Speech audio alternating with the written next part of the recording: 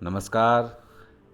धर्मार्थ चैनल पर आप सबका एक बार फिर से स्वागत है। शिव पुराण विद्वेश्वर संहिता 12वां अध्याय।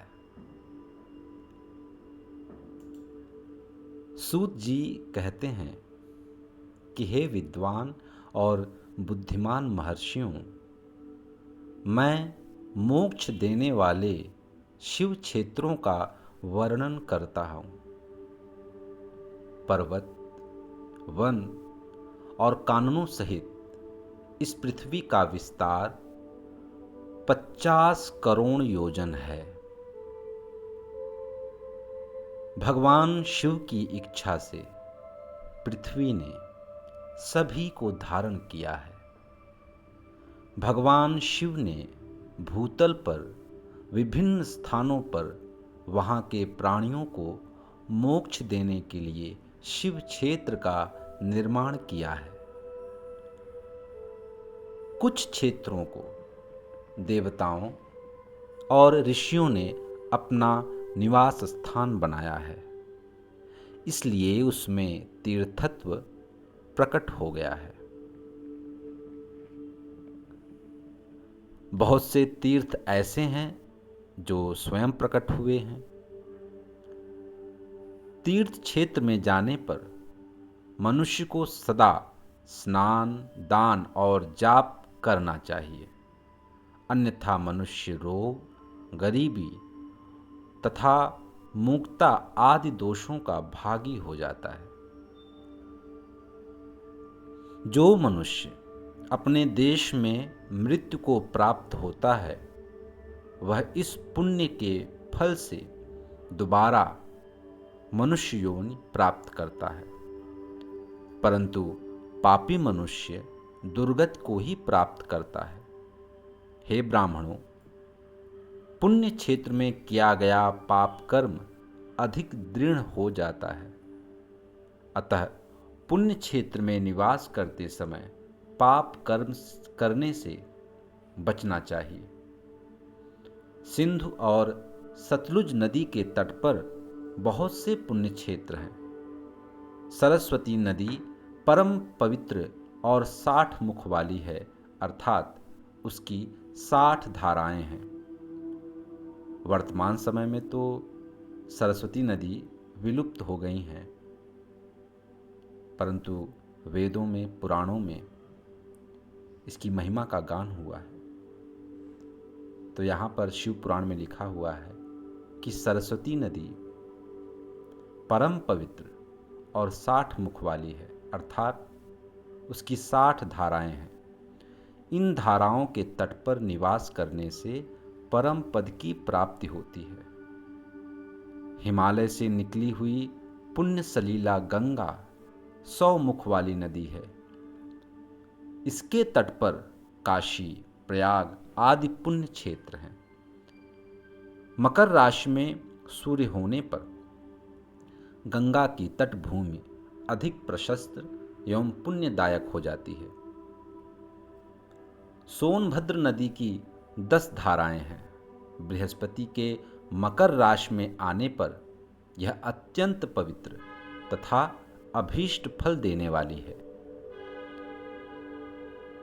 इस समय यहाँ स्नान और उपवास करने से विनायक पद की प्राप्ति होती है।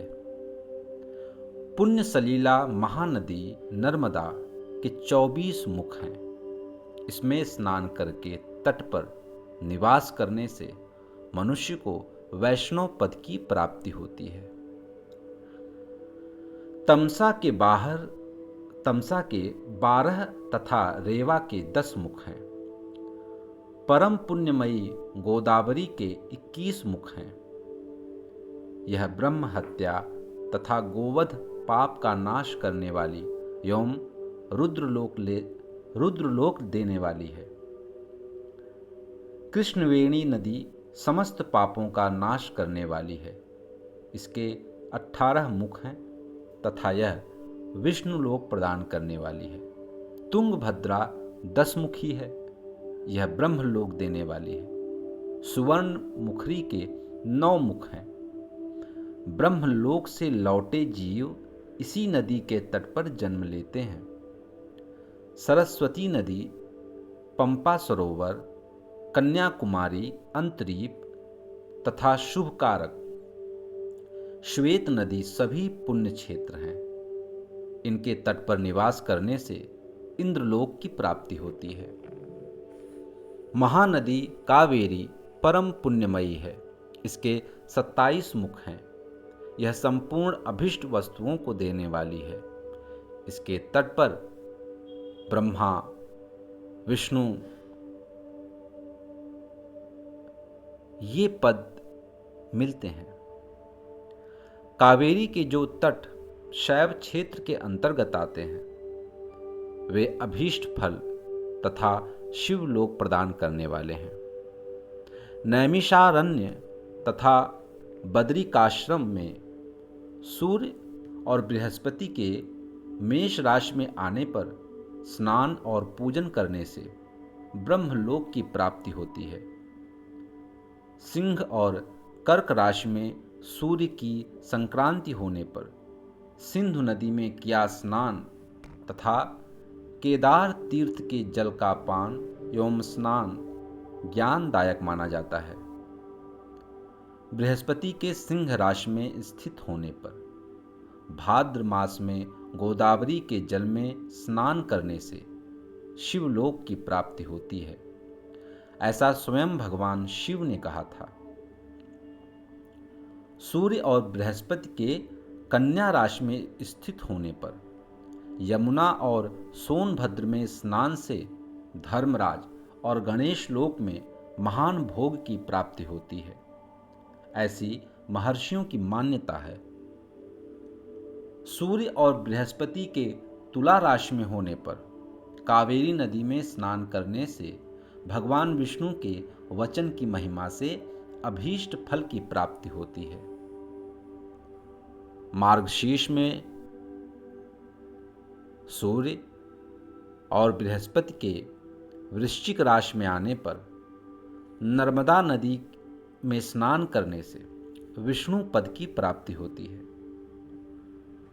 सूर्य और बृहस्पति के धनु राशि में होने पर सुवर्णमुखी ऐसी नदी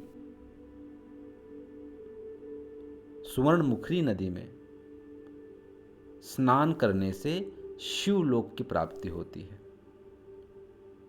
मकर राशि में सूर्य और बृहस्पति के माघ मास में होने पर गंगा जी में किया गया स्नान शिवलोक प्रदान करने वाला है। शिवलोक के पश्चात ब्रह्मा और विष्णु के स्थानों में सुख भोग कर अंत में मनुष्य को ज्ञान की प्राप्ति होती है। माघ मास में सूर्य के कुंभ राशि में होने पर फाल्गुन मास में गंगा तट पर किया श्राद्ध, पिंडदान अथवा तिलोदक दान पिता और नाना दोनों कुलों के पितरों की अनेकों पीढ़ियों का उद्धार करने वाला है। गंगा व कावेरी नदी का आश्रय लेकर तीर्थवास करने से पाप का नाश हो जाता है। ताम्रपर्णी और वेगवती नदियाँ ब्रह्मलोक की प्राप्ति रूप फल देने वाली हैं। इनके तट पर स्वर्गदायक क्षेत्र हैं। इन नदियों के माध्य में बहुत से पुण्य क्षेत्र हैं। यहाँ निवास करने वाला मनुष्य अभीष्ट फल का भागी होता है। सदाचार, उत्तम वृत्ति तथा सद्भावना के साथ मन में दया भाव रखते हुए विद्वान पुरुष को तीर्थ में निवास करना चाहिए, अन्यथा उसे फल नहीं मिलता। पुण्य क्षेत्र में जीवन बिताने का निश्चय करने पर तथा वास करने पर पहले का सारा पाप तत्काल नष्ट हो जाएगा, क्योंकि पुण्य को ऐश्वर्यदायक कहा जाता है। हे ब्राह्मणों, तीर्थ में वास करने पर उत्पन्न पुण्य कायिक, वाचिक और मानसिक सभी पापों का नाश कर देता है। तीर्थ में किया मानसिक पाप कई कल्पों तक पीछा नहीं छोड़ता। यह केवल ध्यान से ही नष्ट होता है। वाचिक पाप जाप से तथा कायिक पाप शरीर को सुखाने जैसे कठोर तप से नष्ट होता है। अतः सुख चाहने वाले पुरुष को देवताओं की पूजा करते हुए और ब्राह्मणों को दान देते हुए पाप से बचकर ही तीर्थ में निवास करना चाहिए। इस वीडियो में इतना ही। अगले वीडियो में हम अध्याय 13वें का वाचन करेंगे। तब तक के लिए नमस्कार, प्रणाम।